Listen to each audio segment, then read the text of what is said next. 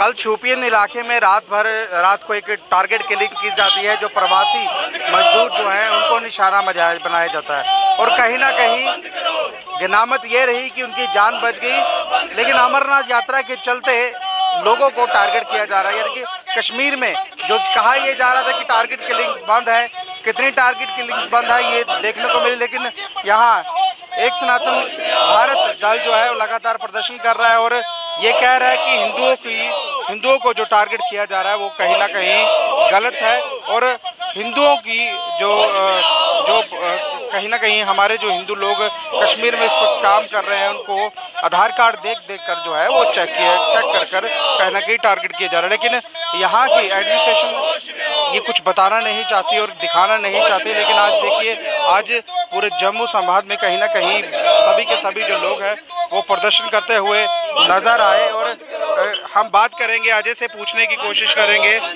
अजय जी, क्या लग रहा है आपको? अंजाम देने की कोशिश आतंकियों द्वारा की जा रही है, क्या कहना चाहिए?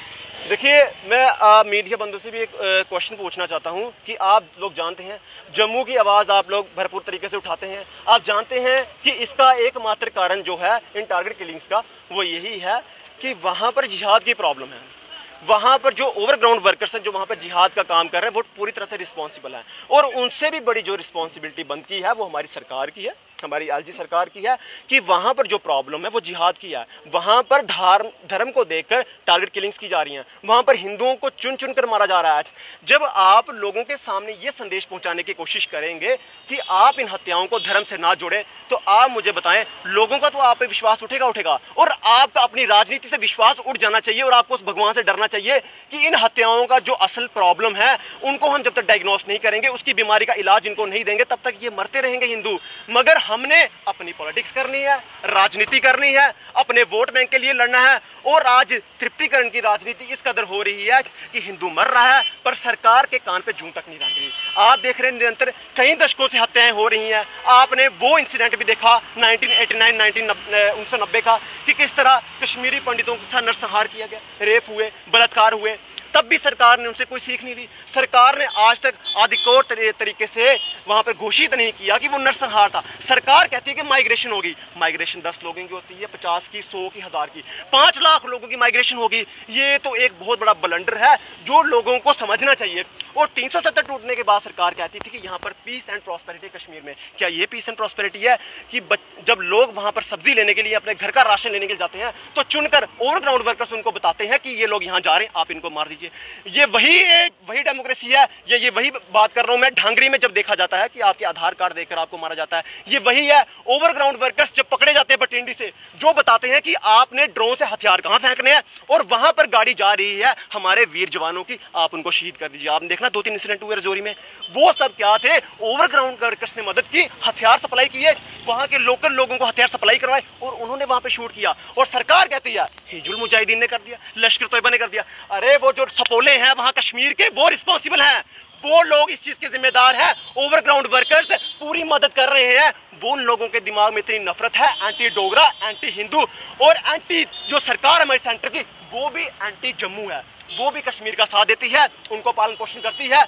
और G20 में आपने एक बहुत बड़ा आपके सामने एग्जांपल है कि किस तरह सरकार बाहर ये दिखाने की कोशिश कर रही है कि वहां पर सब कुछ ठीक है, सिक्योरिटी लगा दी जाती है, परिंदा भी पर नहीं मार सकता है। उसके कुछ दिन बाद दीपू की हत्या हो जाती है और आपने देखा कि दीपू के घर की क्या हालत थी। अगर आम लोग उनकी मदद नहीं करते, अगर हम लोग या आम सिविल सोसाइटीज अगर उनकी आवाज नहीं उठाती, तो मुझे लगता है उनको नौकरी भी नहीं मिलनी थी। के दौरान कभी ऐसी चीजें देखने को नहीं मिली।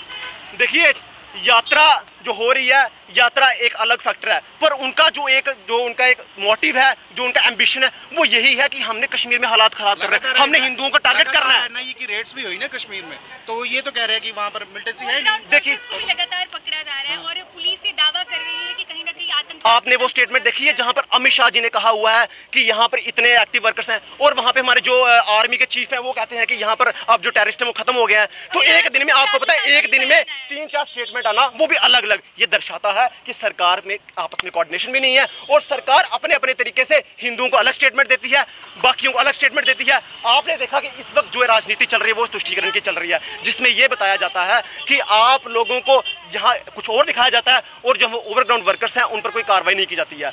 हमारा साफ तौर पर यही कहना है कि जब तक आप ओवरग्राउंड वर्कर्स को नहीं पकड़ेंगे, जब तक जो फैक्ट्रीज हैं जहां से ये जिहादी मानसिकता के लोग पैदा होते हैं, जब तक आप उनको ध्वस्त नहीं करेंगे तब तक ये सोल्यूशन नहीं निकलेगा। क्योंकि उनका एजेंडा साफ है कि हमने जो कश्मीर में हालात है वही जम्मू में बनाने हैं। जम्मू में भी काम चल रहा है, आप देख रहे हैं डेमोग्राफिक इन्वेजन चेंज हो रहा है, लैंड जिहाद चल रहा है, इस तरह के जिहाद प्रॉब्लम्स हर जगह है। पर जब एलजी सरकार जो हमारी सुप्रीम बॉडी है जम्मू कश्मीर यूटी की, जब वो इस तरह के वक्तव्य आगे बयान देंगे कि आप इसको धर्म से ना जोड़ें, तो उनके हौसले बुलंद होते हैं। उन्हें पता है कि सरकार हमारे पीछे खड़ी है, सरकार हमारी फेवर करती है, हमारी बैक में खड़ी है। और आप जानते हैं ये पिछला रिकॉर्ड रहा है, सेंटर में सरकार बीजेपी को चाहे कांग्रेस की हो, उन्होंने हमेशा अपना हाथ कश्मीर पर रखा है, जम्मू पर कभी नहीं रखा। जम्मू में महाराजा हरि सिंह जी को भी सैक्रिफाइस करना पड़ा था अपने जम्मू कश्मीर को बचाने के लिए।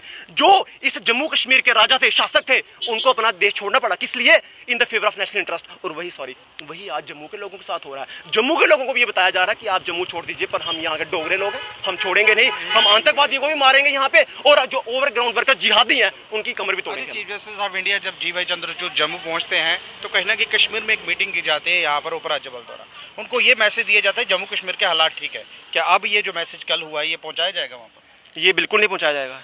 वहां पर वही चीज पहुंचाई जाएगी जो उनके आकाओं को भाएगी, जो उनके आकाओं के सुविधाओं के हिसाब से उनमें फिट बैठती है। वहां पर यह चीज कभी नहीं बताई जाएगी कि जम्मू का युवा बेरोजगार है, वहां पर यह नहीं बताएगी पिछले 9 सालों से जम्मू के लोगों को कितनी नौकरियां मिली हैं, डाटा निकाला जाए। वहां पर यह कभी नहीं बताया जाएगा पीएचसी के एम्प्लॉयज यहाँ पे बेघर हैं, खज्जल हो रहे हैं, उन पर कोई एक्शन नहीं लिया जाता। यहाँ पे नहीं बताया जाएगा कि सब इंस्पेक्टर की रिक्रूटमेंट में सरकारें पैसा खा जाती हैं, बच्चों का 20-20 लाख रुपया नहीं बताया जाएगा। यहाँ पर यह नहीं बताया जाएगा कि बच्चों की जो नौकरियां आई हैं। उपराज्यपाल तो ये कहते हैं मुझे पता ही नहीं है, क्योंकि जब बच्चे उनके पास जाते हैं प्रदर्शन करने के बाद लगभग 3 साल के बाद टाइम मिलता है, वो कहते हैं 90 दिन प्रदर्शन किया, मुझे तो पता ही नहीं था।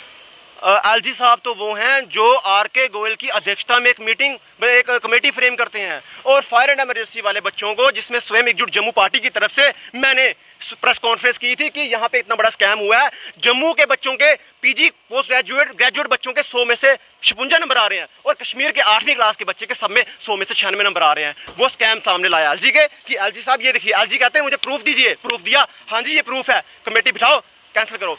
वो लिस्ट आज तक स्क्रैप नहीं हुई, आज तक वो बच्चे प्रदर्शन करते हैं, स्वयं मैंने भी उनके साथ प्रदर्शन किए, पर आज तक कुछ भी नहीं किया। कहने का मतलब ये है कहनी और कथनी में फर्क है। यहाँ पर जो सरकारें हैं वो बच्चों के लिए फॉर्म्स निकालती हैं, बाद में पेपर कैंसिल हो जाता है, वो जो पैसा है वो सारा जेब में जा रहा है, जम्मू को लूटा जा रहा है प्रॉपर्टी टैक्स के नाम पर। 9 साल बेमिसाल जम्मू जेएमसी चले जाती है, कोई इतनी इंच जगह बाहर निकाल दे तो क्रेन लेके पहुंचते हैं, घर तोड़ दिया जाता है। यहाँ पर वो वाकये भी होते हैं, घर तोड़ना किसी और का, टूट किसी और जाता है, वो भी होता है। मगर आप देख लीजिए यहाँ पर वाइन शॉपें खोल दी जाती हैं नाले के ऊपर, वहां पे जीएमसी चुप है। बिजली के बिल हमारी काटी जाती तारे, और कश्मीर में कितने स्मार्ट मीटर लगे हैं जरा बताएं। मैंने वो भी देखा आपके मीडिया के माध्यम से, हमारी मीडिया जम्मू की बहुत अच्छी, मैं तारीफ करना चाहूंगा कि जम्मू की आवाज उठाती है। कश्मीर में एक बाइक के ऊपर 3-3 लोग ट्रिपलिंग कर रहे हैं, और ट्रैफिक विभाग अधिकारी सामने खड़ा है, वो मुख्य दर्शक बना हुआ है, कुछ नहीं बोल रहा, और वो बाइकें वहां से निकल रही है, वो चालान नहीं काट रहा। यहाँ पर हमारी बाइक चल रही है बच्चों की, ट्रैफिक वाले बीच में आके चाबी निकाल लेंगे, चाहे उसकी मौत हो जाए, उनको फिक्र नहीं है। ये हालात है जम्मू के। हम कानून का पालन करते हैं, पर इसका मतलब ये नहीं है कि पॉलिटिकली करेक्ट होने के लिए, अपने आप को हम दिखाने के लिए हम पॉलिटिकली करेक्ट हैं तो हम अपना ये बर्दाश्त करें। जम्मू के लोगों के साथ बहुत गलत हो रहा है। हमारे यहाँ बिजली नहीं आती है, बिजली की ज्यादा पैदावार जम्मू में है, पर जम्मू को बिजली नहीं है, और बिल भी हमसे लिए जाते हैं। हमारे यहाँ लोग इतने परेशान हैं कि टैक्स जजिया सिर्फ जम्मू के डोगरों से लिए जा रहा है, और वाइन शॉपें देके हम लोगों को खत्म करने की कोशिश की जा रही है। कश्मीर में कितनी वाइन शॉपें? 2, 1 या 2? क्यों? वो लोग ऊपर से उठ के आए हुए हैं। हमारे लोग जितनी भी क्रीम है आप कश्मीर को देंगे, जितना भी टैक्स है, खून है, जम्मू से नहीं छोड़ेंगे, आपका नहीं छोड़ेंगे, मेरा नहीं छोड़ेंगे। ये सरकारें हैं, ये सरकारें नहीं है, ये करप्शन माफिया है। ये वो लोग हैं जिन्हें इंसानियत का नहीं पता है। ये लोग कश्मीर जो देश विरोधी ताकतें हैं या जो देश के खिलाफ चलते हैं उन पर हाथ रखते हैं। उपराज्यपाल साहब भी तो कश्मीर में रहते हैं, उपराज्यपाल सबसे बड़े देश विरोधी हैं, मैं कहना चाहूंगा। क्यों?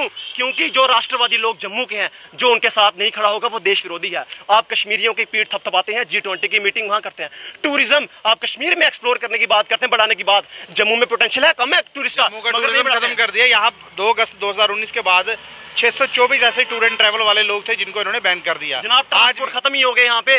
आप ट्रांसपोर्ट वालों से मिलेंगे, आप मिलते रहते, हम भी मिलते हैं, ट्रांसपोर्ट खत्म ही हो गए यहाँ पे। यहाँ पर व्यापार खत्म हो गया। हम समय समय पर बताते रहे हैं हैं कि आप यहाँ पर जम्मू में जितने टूरिस्ट स्पॉट हैं उन्हें एक्सप्लोर कीजिए, उन्हें बढ़ावा दीजिए, ताकि जम्मू का युवा जो बेरोजगार है उन्हें नौकरी मिले और आपके सर से भी थोड़ा बोझ कम हो। पर सरकार टस की मस नहीं होती, क्योंकि कश्मीर को आपने एम्पावर करना है, टूरिज्म वहां बढ़ाना है। अप्रैल तक 3,65,000 टूरिस्ट था वहां पे, अब तक कम से कम भी 20-30 लाख हो गया होगा और अरबों रुपया लूटा उन्होंने, अरबों रुपए खाया। पर जम्मू के लोगों का हक नहीं है। ये सरकार ये जम्मू कश्मीर हमारा डोगरों का है, हमने शासक किया है, पर आज हम यहाँ पे स्लेवरी कंडीशन में है, एक गुलाम की कंडीशन में रह रहे हैं और हमें गुलाम बनाने वाली ये दिल्ली की सरकार है, चाहे वो कांग्रेस हो चाहे वो बीजेपी हो। बहरहाल